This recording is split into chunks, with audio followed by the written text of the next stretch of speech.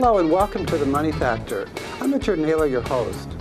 Today we're going to be talking about the land bank as an idea, as legislation that's recently been passed by the county, what a land bank is, what they can do, and we're very fortunate to have as guests Albany County Executive Dan McCoy and Majority Leader Frank Commisso.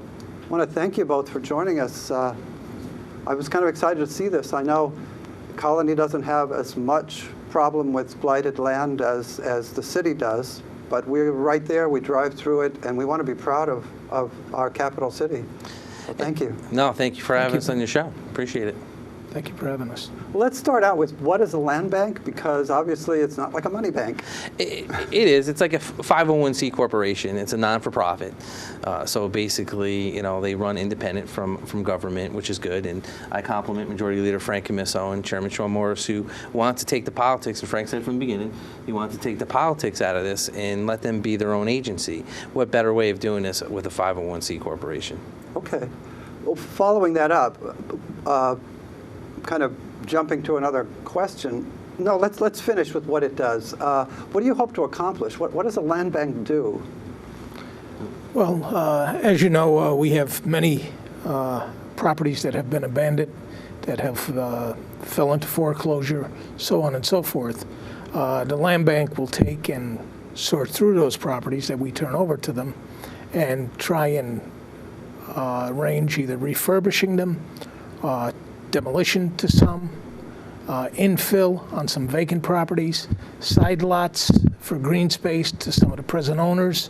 And we're not looking for a great deal of money for those side lots. I don't think they'll be asking much. It's more to get them cleaned up, and public safety problems that have occurred over the years. We hope that the land bank concept will address those problems. So how is it a bank? It takes ownership of the properties? Well, you know, right now, Albany County is unique. It's our county, another county in the state of New York, and one outside the state. We keep the municipalities whole. You know, so when someone gets foreclosed on, we're the only entity that can foreclose on a piece of property. It takes 3 to 4 years. So at that whole time, we're paying the city tax, we're paying all the taxes on it. So there's really never been a quick desire to fix a problem, because when you're in a position of government like Frank and I are, and you're dealt with all these other problems, and you're getting a problem, but it's being paid for, you know, it kind of falls on the back burner. And I got to compliment Frank on this, because he saw it as a thing that we needed to step up front and really take hold of. But the way it works is that we turn the properties over to them. Frank and I sat down with Sean Morris, and we talked about how we can make an impact on this. So we agreed to give $1 million, and that $1 million will tenfold its return. It could come out to be $10 million. So basically, we have right now we have 375 properties in downtown Albany. So that $1 million could, in essence. So now you own those properties? Correct. The county owns them? The county owns them right now. Oh. So we'll turn that over to land bank. But with this $1 million investment, and you know, like I said, tenfold could come out to $10 million. We'll get these properties quicker on a tax roll, occupied, and really fit that area. You know, because you know, when you look at the urban blight and you look at the stuff that's going on in these neighborhoods, we want to work with the communities, and we want to say, hey, look, we want to roll up our sleeves. What fits your neighborhood? Okay. And that's what this land bank's going to do. And then they're going to, you know, we're going to give them housing development, like Frank was saying, that you know, that we're looking to actually turn around. That's been an eyesore for decades. Absolutely. It's been around a long time. I grew up in the south end of Albany, and as long as I could remember, it's been there. And it seems to be every year you hear about some elected talking about the blight in Albany, but nobody moved the agenda forward. And Chris Higgins, to his credit, did come forward in 2012, I believe, with a concept. But his piece of legislation involved basically a board of directors that was made up of elected officials.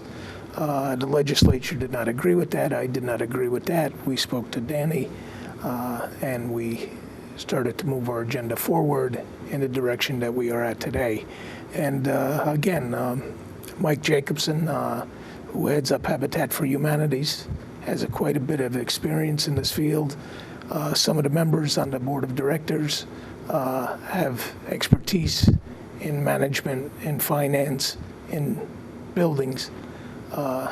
So We think it's a good concept. We're looking to move it forward. It's a depository for vacant, abandoned properties. So the land bank has all the options available to it that it could possibly do. Whatever you can imagine, it owns the properties or it's holding them. And Correct. if it can work out a way to meet the goals of the community, it's allowed to do that. It is, and that's why also there's the board members, and there's going to be an advisory committee to the board members to really, put the input of the residents. So it will move it. It's going to cut a lot of the red tape. In government, we have so much red tape. This is a way that will streamline this operation and get these properties quicker back into the taxes, which that's what we need. Right. Not only that, but they'll have the opportunity to also go out and purchase property and do different things that we as a government agency cannot do. So they'll be able to consolidate some of these properties, either through demolition or the vacant buildings, bring them together and make larger traces of land to do larger development. Now let's keep in mind that this is a revolving item when you talk about vacant buildings, blight, so on and so forth. So today we have 350. Next year we may have another 300 added to the list depending on the economy. So, it's going to be an ongoing type thing, but hopefully we can address the problem through this land bank concept and move forward and start to get rid of blight. There's a lot of questions I'm sure people have. How does the organization, the 501c3, how does it acquire them? At what point does it acquire them? When they go to back taxes? When there's an auction? No, the county of Albany is the only one that can foreclose on these properties. Okay, so nothing's changed there. No, correct. Nothing's changed. We'll still go through our procedures, but then we'll move it quicker over to the land bank. So Frank and our teams will sit down and we'll sit there and go, what can we move? What fits the land bank with their mission right now, and what fits other things going around the county, and then we'll hand it over to them. And like he was stating earlier, that they will have the power to go out and purchase other properties. So if they're redeveloping, say you got like a street in the city of Albany, like Franklin Street, and say half of it's vacant, and they decide to do a whole development, they could buy the other side and fix the whole street. Wow. So how does that money work? The reason $1 million could turn into $10 million is because you don't have to deal with red tape. No, well, that. And you don't have to bid. And well, how does that work? You want to answer? Yeah, sure. The expertise on the board, we have some financial people that are on the board. And believe me, they're specialists at leveraging money. Okay. They know how to move money and get things done. And we foresee that as being one of the goals of the board, coming together and seeing where there are funds. They also will apply for grants, different things from the federal government to state government, so on and so forth, that will help their mission move forward. We also have an application into Empire Development for looking for approval. There's 10 land banks that have been allocated by the state of New York.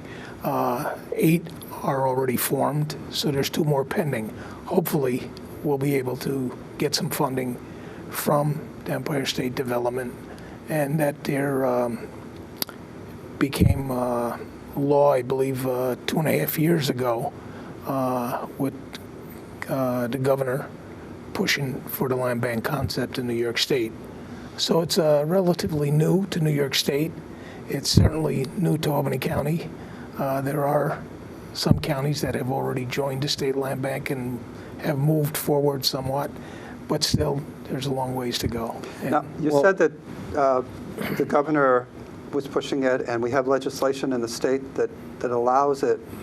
So it's not like the county can just do it. There's an application process. There's an application process, but land bank's been around since 1970s, one shape or form. Maybe not in the way it's formed today. It kind of changed in 2005, and Frank said it perfectly that 2011 the governor turned around and changed it to the land bank that says only 8 counties or agencies that can do foreclosures can join a land bank. We have that power in Albany County. So not every county can do that? Well, no. With the county government of that county that can do foreclosure on Okay, properties. okay. In this case, in Albany County, it's us. So the county is So a we really can- good vehicle for the land bank. And the other good thing is here is that Attorney General Eric Schneiderman put up a lot of money that he got through a case. And the application that we have in, we have potentials of getting, $2 to $5 million if we get accepted. And one of the things when Frank and I sat down and talked about this was that we had to put money up to show the Attorney General Schneiderman that we were serious about our land bank and that we, whether they give us funding or not, we're going to get it up and running and we're going to put the money, we're actually going to put our money where our mouth is. And that's why we came up with the $1 million.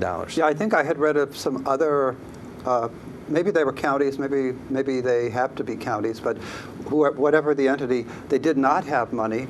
So there was some concern. Out of the 8 land banks that are existing today, we're actually more farther ahead, even though it's been a year. Like Frank said, a legislator started this, Chris Higgins, and it took a year for us to get to this. But us putting this $1 million is putting us ahead of a land bank that started a year ago, because that's a factor. You need a starting point, and this will give the land bank some teeth to get rolling with. And I think that the governor allowed 10, is that correct? 10. And We're there are applying, 8 already. There's 8. There's 2 open slots, and we're applying with it. And we were trying to find out how many other counties are applying for Well, this. somebody said 1 was applying, but they didn't know if it was you or there were now 2. No, we applied. I believe the city of Troy was applying and a few other places, but we couldn't verify it. So we wanted to let them know that, hey, look, we're rolling up our sleeves and we're going to roll the minute you okay our land bank. That's great. The reason we're taking the lead, the county, is because we're a taxing authority. We collect the tax, and we are a taxing authority for the other municipalities in Albany Right. County. So that's why we're out front with this. Otherwise, it would be, Well, it would also make sense because your jurisdiction is the county, and it's not the only blight, even though most of it is in the city. It's not the only blight that's No, we exists, have so- problems in this, City Cohoes and Waterville and other parts, Queens, Ravina, but the property, the major portion of it is concentrated in downtown Albany. Right. And that affects us all. It does. I always say, the city of Albany is like the main organ for the whole county, because what happens here affects everyone, and Right. we need to address that issue. So we turn this county around for economic development and for quality of life. Right. Having a vibrant Albany, you're going to have more businesses want to come here. I know the Kiernan Center is a wonderful incubator, but we would like to be proud of many neighborhoods and have Correct. people go in other places and not just say, well, here's a place in Albany where you can go. Correct. Now, Frank, you talked about the neighborhoods. I know that in some states, land banks became controversial because people developed fears about them, that someone was going to take their home or something. That's not something that Albany County is going to do. We're not looking to take people's homes. We're looking to work with people. As a matter of fact, one of the things that's good about the land bank, they could go out and bring people to financial institutions, get them financed. That's something that we have a hard time doing as in county government. They will also try and work with people and come back to the county, and if somebody's borderline, we will try and work with those people. If there's an abutting situation where some owner next door is interested in some land or a structure that's been vacant and it's already been through the foreclosure process and there's no interest from the present owner, we will try and work with them. We're looking to involve the communities, better the schools. This will, if we could get this rolling, and I believe we can, it's going to help the education system too, I believe, because you're going to have people moving into these homes. The schools are going to be more utilized. We seen on Alexander Street what Habitat for Humanities did under Mike Jacobson's direction, and it's amazing. It's amazing. They took a block and put up 12 homes, and families immediately took to them. They're in those homes, their kids are using the school system, so on and so forth. It's so important. And public safety, I mean, I can go on and on. The chief of police, Krokoff, is a member of the board. So we have some people on there that bring expertise to the table, and hopefully we can get this going. And I think also the participation of the residents of Albany County.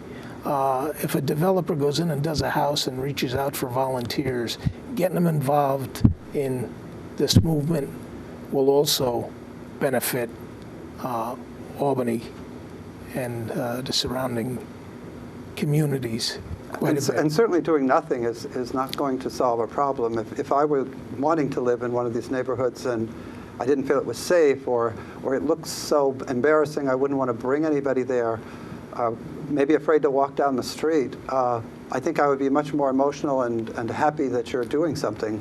It's like tooth decay. You know, you have a bad tooth, you don't go to the dentist, the next one starts to go bad, and the next one, and that's just what's happening here. Right. You know, and the structure of the foreclosure takes 3 years to come full circle, and we're even looking to the state, and our state elected officials are working on reducing that time period because the window, 3 years, is much too long. If we could reduce that, it would help quite a bit. Because what happens, they get in and vandalize the buildings, and the heating systems go, the copper goes. The next thing you know, they're too far gone. They become fire hazards for the fire department. They become drug havens for drug dealers. A hazard just for kids in the neighborhood that run through them. So this is really going to have a quality of life effect on a variety of people. Could you describe a little bit, you painted a nice picture with the Habitat of Humanity. Let's say you've got a street where there's a variety of problems. Could you go through again? It went so fast. What kind of things could you do on this street? You mentioned there doesn't necessarily have to be another structure there, but there could be. No, they could decide, that they want to leave it for open space. They want to, have a garden on their block. And when you say they, the residents, okay. Because there's going to be a residents advisory council that's going to, go back to the board, and before they make a decision, they're going to see what fits the neighbors and go talk to the neighbors. And, like Frank said, no one's going to want to move on a street that, has a bunch of vacant properties, or they may say, hey, look, instead of building, why don't you just knock them down and we have a nice green space to put a little pocket park in, or something that we could walk our dogs in, or, so it's really going to be interacting with the residents and finding what fits that community.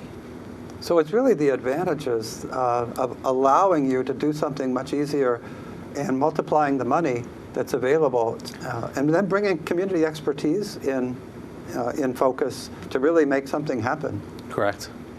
Which is phenomenal for not just the residents of the city of Albany, but for Albany County. Was this a difficult road to get to here? I know we're not done yet, but... I think the majority leader summed it up. A legislator, Chris Higgins, came up with a plan over a year ago. Sometimes it has to get through its process. It got through the process, and we're here. And I got to tell you, I feel we have a good product right now to go forward to the people of the city of Albany and Albany County. Now, does work remain to be done? Policies, setting up. Of course, you got to get it. But let's say it's approved. Well, our board's been meeting. Okay. They're setting up their bylaws. They're doing all that stuff. All that's okay. in line now. So really, we're just waiting on the application. Yeah. Once the application comes back, and if we're accepted, time to roll up your sleeves. They're there. They're already rolling up their sleeves. We're ready to work. Great. Yeah, the certificate of authorization has already taken place of incorporation. So they're moving forward. They've been meeting on a regular basis, I take it. We're looking that this is going to be a positive thing in Albany. The city of Albany has stepped up to the plate, which this is a partnership. It's a partnership of many people. And I heard the 500,000 number come in the article from the Times-Union. The 500,000 comes from the state of New York. It goes to the city of Albany, and they can put it into programs like this. So I see. When that money comes into their IDA, I believe, their IDA can work with the land bank and give that money to us, which is great, So it's our $1 million is actually coming out of our budget, but ours is coming out of our budget. Yeah. But that says something about how the city feels about this project. Oh yeah, I mean, it's the best way to spend $500,000. The mayor agreed to give $500,000, and of program money coming in from the state. We coughed up $1 million, so it's 1.5. It's going to have an impact. It's considerable amount, especially the way finances have been in government the past several years. This is a step forward. It's a good step forward, and people are excited. People I talk to are very excited. Neighborhoods are excited. Well, So- hope is something that we need to keep us running, I think, and it seems like when it seems rational and that really might work, the hope is really good. Correct. Now, we've been talking a lot about regional projects, and this is a county project involving City of Albany and maybe, to some extent, other municipalities, maybe the town. Yes. Can we consider this a regional project? Would the governor buy that for coming up on the tax issues in year 2? A regional project to keep our tax base down, it will help. Because it's going to put taxpayers in these buildings. This is really working with Attorney General Eric Schneiderman and the Land Bank, and we're going to be partners with the whole community. And as Frank said, best earlier, that the quicker we turn these properties around and we get taxpayers in there and the community starts turning around, well, what happens when you have people living there? Stores start to pop up. Other little convenience stores come along. So it's great. It's really an economic driver for other things in the community. Maybe a dry cleaning business, maybe a little restaurant. So these things really, work hand in hand, and that actually gives us more tax dollars that we can, when we go to do the budget and try to stay within a cap, this is the type of stuff that can help us stay under the cap and gain control spending. So it does sound like it's the inverse of what's happened in Detroit. If you can bring people in and fill out, or fill in might be a better word, your infrastructure. You've already got pipes running down all the streets. You got to take care of the pipes, and nobody's using the water. So Correct. So now you're going to be having, and the fire district has to run up and down the street, but there's nobody paying taxes to pay for anything.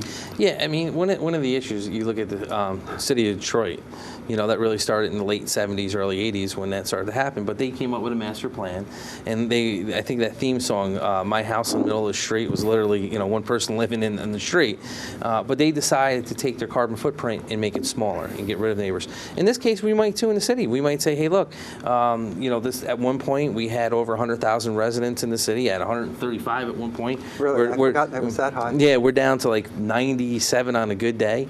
We may say, hey, look, we're going to reduce our carbon print instead of building. We're just going to have more open space, plant some trees, and be really more desirable. Yeah, people are going to come back, and it's Unfortunately, there's been taxes paid by the county. We make the municipalities whole. So the taxes, even though the buildings aren't occupied and they're laying there dilapidated, we, the county, make them whole. I don't know how many people knew that. The city of Albany. A lot of people don't. So the city of Albany, dollar for dollar, water taxes we've been paying, sewer taxes we've been paying. So with this trend, and if it all comes together in short time, the county will start to realize a profit from this. A profit in the sense that we'll be able to talk about possibly doing something with our tax base over the period of several years. We'll accumulate some delinquent properties coming off our rolls, Right. moving forward, being renovated, put into good use, getting people in them, helping the community, helping the neighborhoods, helping the school system, and at the same time, helping the other taxpayers that have been footing the bill for a number of years. I think this sounds like a wonderful project. I'm very grateful that you're coming to share that with the people in Colonie and Albany. It'll be shown in Albany as well. I appreciate the opportunity to come on the show, and like we said earlier, what affects Albany, it really affects the town of Colonie. This is a partnership between the town of Colonie and Albany and all the municipalities in this great county of ours. It's a wonderful way to work together. Yes, it is. It is. Thank you both. Thank you for having us. Thank you I for the appreciate it. opportunity. And I want to thank you for watching. I hope you enjoyed the show, that you tune in again next time, and that you have a great week. Take care.